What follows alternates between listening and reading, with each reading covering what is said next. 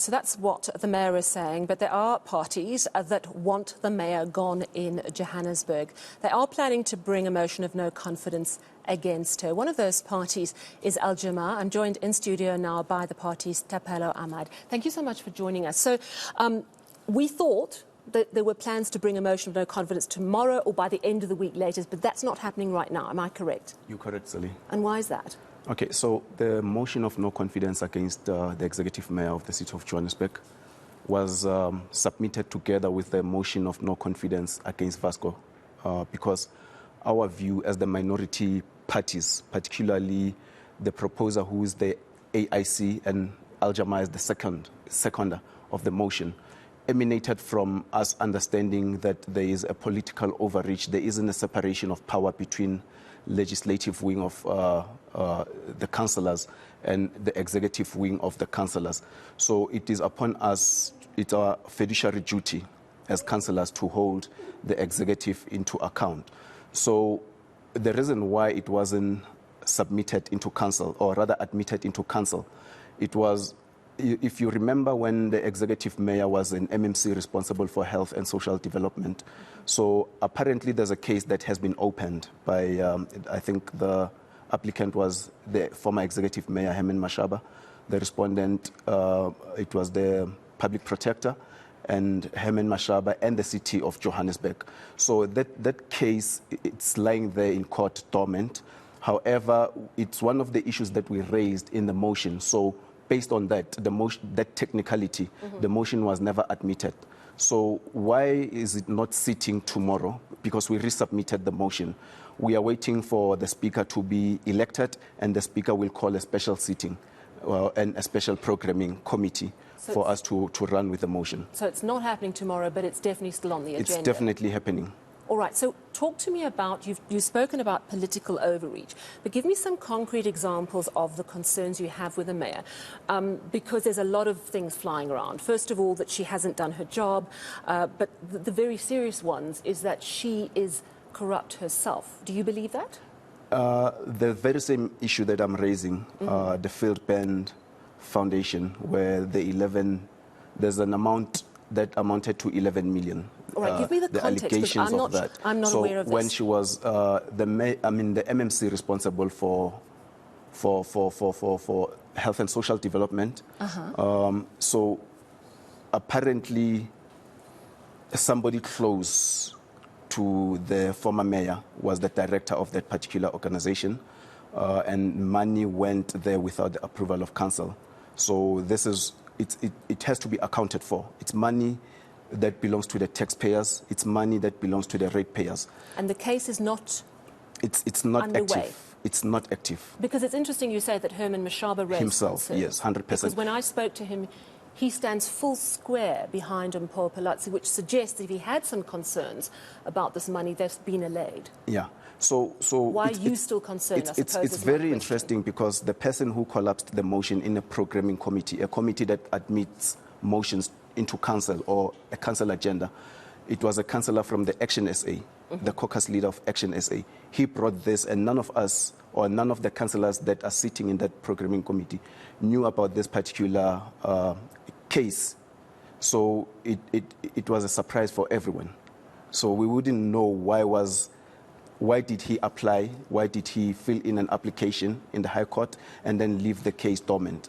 We wouldn't know. Maybe he was waiting for the right time. I don't know what's the right time, but this was used as an ace against the motion of no confidence on the mayor in particular. It's not only that issue. I'm sitting here as a councillor doing my fiduciary duty. Tomorrow we have a hearing in the High Court of an appeal. We shouldn't have been there in that route on the basis that the speaker, the former speaker, together with the councillor, Executive Mayor Mpho Phalatse, there are reports that have been concealed to protect individuals within the system, the alleged corruption. So we said those issues must be brought into council, bring those reports into council so that we can deliberate, because monies have been lost. Right. 100%. Sorry, so those are your concerns. I want to just say to you, though, the coalition says, and the mayor says she's been targeted because she's trying to root out corruption. Also, Action SA, they have on the record, they've laid charges. One of their councillors has written a sworn affidavit that he was offered 2 million rand to stay away from that vote. In other words, to get the number of votes to oust Vasco da Gama. So in all these allegations and counter-allegations, are you sure you're on the right side? I'm definitely sure. Remember, I was talking about internal processes. So when we are engaging on external processes, you know the civil society as well. In the city of Johannesburg, they've called for a motion of no confidence against the mayor because there isn't service delivery. There's a disruption in the city of Johannesburg. Purging of officials, it works negatively on the issues of service delivery because our role as councillors is to do the oversight. Our role is not to implement. Our role is not to go out there. Yeah, it's to do oversight. And then if... So how concerned are you about these allegations of bribery? I mean, that's an incredibly serious allegation. That suggests there's direct intervention to push Mpho Phalatse, Vasco da Gama out of their positions. Positions, let's remember, that were democratically put together. That hung council was democratically put together to create that coalition. 100%. So you must be concerned about that. In many of the interviews, the Action SA also indicated that they were not satisfied with how the DA protected the former speaker. They did, for argument's sake. However, what they said to me was that they weren't going to undermine Vasco da Gama. They were asking the DA 100%. to deal with it. And I think this points to the reality of coalitions. They are very tricky, difficult things. 100%. But you cannot, on any level, 100%. condone vote buying. We do not condone vote buy, but we think that the status quo has to change on the basis that we need to put a new government, a government that has plans for the residents of Johannesburg. We need to lay out those plans. The officials must be driven by the plan of a political principle. A political principle has to bring those plans so that officials can run with it. Instead of purging officials, because we will regress as a city. It's not only where the communities are marginalized, such as the Region G, Soweto, or in the north of Johannesburg, even central in the cities, you can see the amount of potholes on the road, the amount of load shedding, we can name them, the amount of debt, litter on the road. Reality, these predate the mayor, who's been in the job for under 9 months. I'm just trying to be fair and balanced. We know that there's a report coming out. JJ Tabane told me there's a report coming out on her work so far. I'm the first to complain about potholes. But do you think you're being fair in saying that she has to answer for all of that when we know there's a litany of corruption in Joburg and delivery problems from years back? In my view, it's what her hands has sent forth, on the basis that the first thing that she did when she entered the office, she purged. She removed people. She removed But we know why instruments. The DA did that, because they said they were political appointments. So the technocrats, my understanding, is they kept them, the people who knew how to do the job.